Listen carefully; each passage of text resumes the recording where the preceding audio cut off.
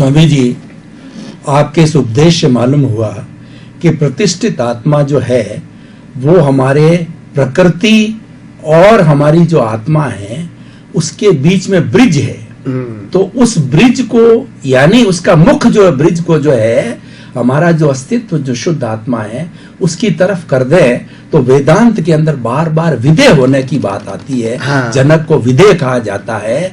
और हमारे इस सारे जो उपदेशों का हम सार बने करें कि हम विदेह बन जावें, तो हम इसको वेदांत से जोड़ें तो किस तरीके से हम और आपकी प्रतिष्ठित आत्मा की बात को जो है मैं शुद्ध आत्मा से और इसके बीच में ब्रिज को जोड़ करके प्रकृति से किस तरीके से मैं विदेह हो सकता हूं, मैं विदेह होना चाहता हूं, इसके बारे में आप इन सब चीजों का जोड़ करके बताइए।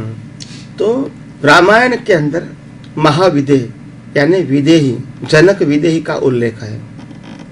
जनक विदेही का मतलब होता है शरीर होते हुए भी, मन वचन काया होते हुए भी, राजपाट वैभव सत्ता संपत्ति साधन परिवार होते हुए भी वो मन वचन काया से हर समय मुक्त रहते थे। इसको जनक विदेही कहा, यानी देह छता देह होते हुए भी देह से वो अलग रहते थे, मुक्त रहते थे। इसको कहते हैं आर्ट ऑफ विजन। तो ये कला क्या है? क्योंकि उसको मालूम है कि मैं जनक नहीं हूँ, ये जनक तो कर्मों के भुगतान का साधन है और ये शरीर का नाम है, वो भी दिया गया है।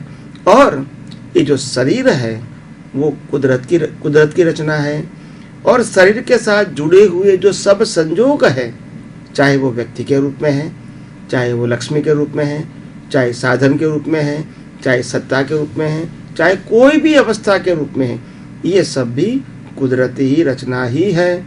तो ये कुदरती रचना का जो भाग है वो मन वचन काया और मन वचन काया की अवस्था, ये कुदरती रचना से मैं संपूर्ण अलग ही हूँ और अलग ही रहूंगा।